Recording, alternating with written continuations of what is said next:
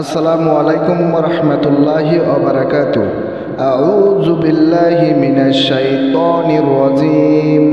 বিসমিল্লাহির রহমানির রহিম। ৩৫ নং হাদিসে আপনাদেরকে স্বাগতম।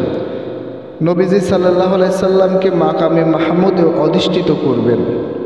হযরত আদম বিন আলী রাদিয়াল্লাহু তাআলা আনহু থেকে বর্ণিত, তিনি বলেন, আমি আব্দুল্লাহ বিন ওমর রাদিয়াল্লাহু তাআলা আনহু থেকে বলতে শুনেছি, কিয়ামতের দিন মানুষেরা দলে দলে বিভক্ত হয়ে পড়বে। প্রত্যেক উম্মত নিজ নিজ নবীর পিছনে থাকবে এবং আরজ করবে, হে অমুক, আমাকে শাফায়াত করুন। এমনিভাবে শাফায়াতের কথা রাসূল পাক সাল্লাল্লাহু আলাইহি সাল্লামের কাছে এসে সমাপ্ত হবে।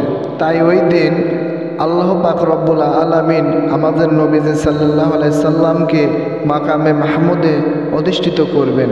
আল হাদিস।